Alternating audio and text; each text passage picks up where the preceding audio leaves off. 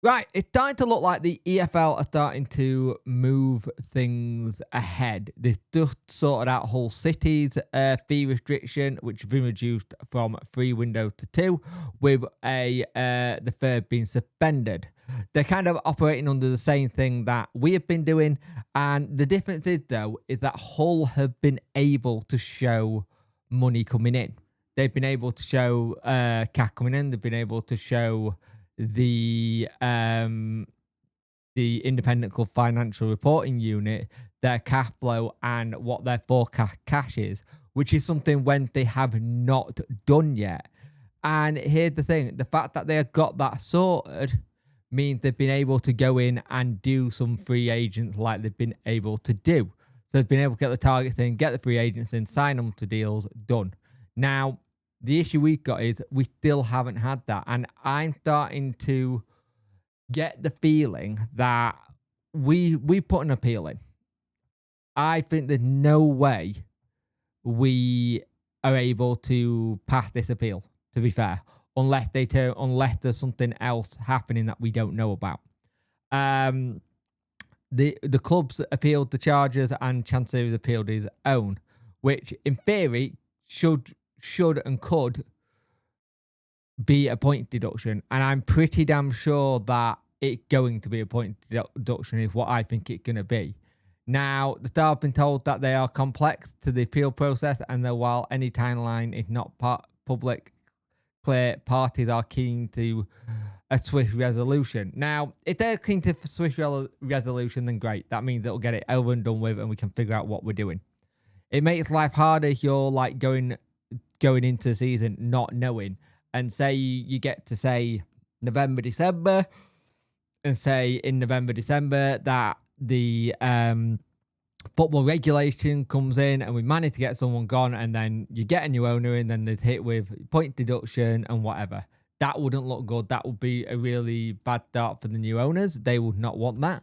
But the thing is, with this, you have got the situation that we need to be able to have the clarity and know where we're at and know what we're up against. Because right now, we don't know what we're up against. We don't know what the situation in terms of the EFL net charge is.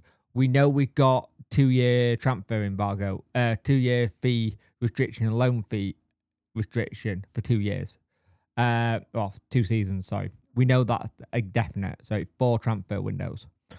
We've also got a situation where we know at some point there is a point deduction coming, but when?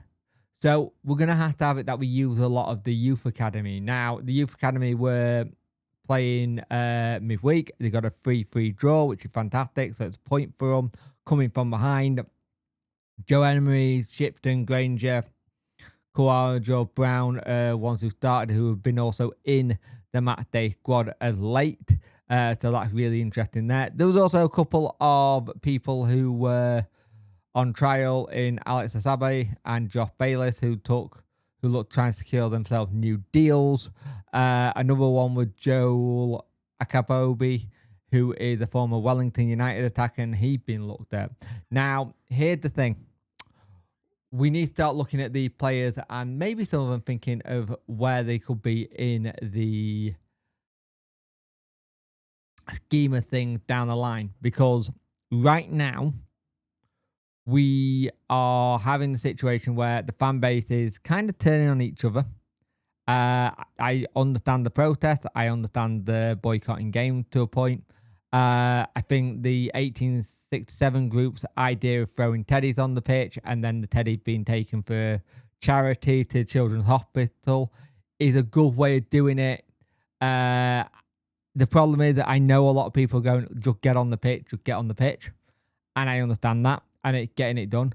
But the issue you've got there is we're then going to get hit with another fine. And if he got no cash, like he says he hasn't, it can screw us even more. So we're going to have another fine that you potentially can't do.